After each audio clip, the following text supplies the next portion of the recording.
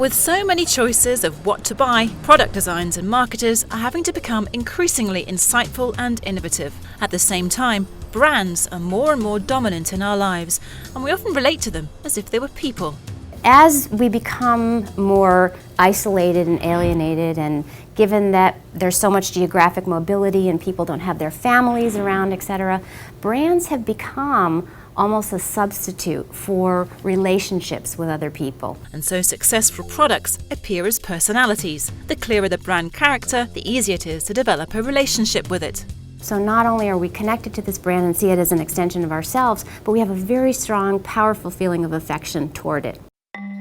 Figuring out new ways to connect self-image with brand image has paved the way for the rebirth of the 100-year-old theory of Jungian archetypes. Developed by Swiss psychiatrist Carl Jung, it suggests that universal, mythic characters hold the key to explaining our psyche.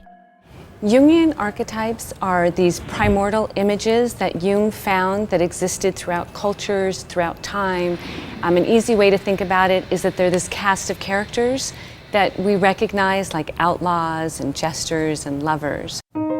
Each archetype has a clear set of subconscious values and instincts recognized by everyone. Outlaws, for example, like to challenge convention.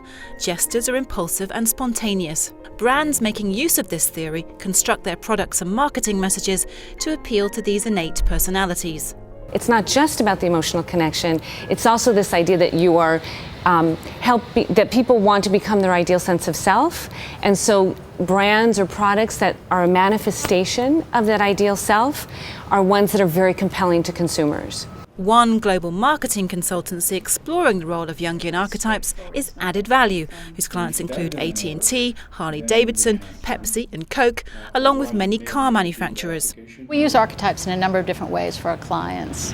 One key way, of course, is helping them uncover and explore who their archetype is. We also use archetypes to help them manage the brand in making sure that the various touch points and ways in which consumers interact with the brand are on point and reinforcing that archetype.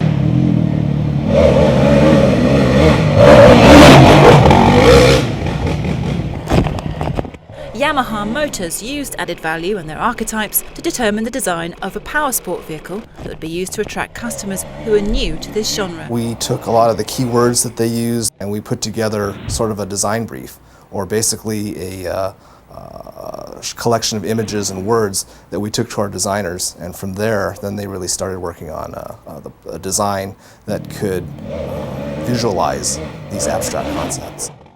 Development on Yamaha's project was postponed due to the economic downturn, but Takamoto and his colleagues are nonetheless excited by the new approach. This type of research really helped us get away from the standard demographic approach where you're just looking at, he's a male, 35 years old, and he has 2 kids. How do we develop a product for him? Getting deeper into what he really is looking for helps us better make an emotional connection to that customer and really design a product that they're going to be excited about. But not everyone is convinced archetypes are the best way to go. Some continue to take a more grounded and precise approach to figuring out what people want.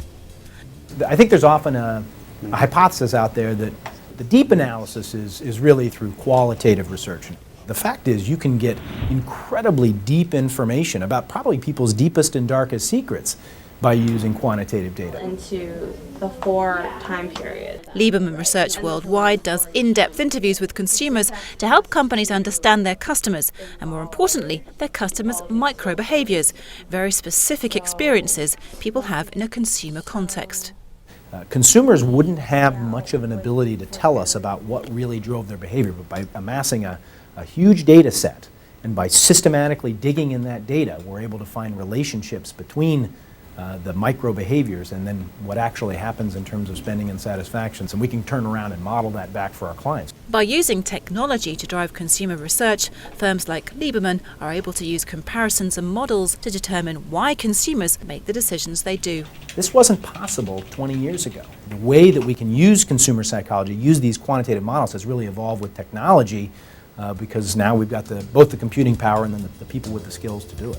Archetypes in computer technology represent both the art and the science of consumer psychology, new ways to tap into the workings of our inner consumer. Let the buyer beware.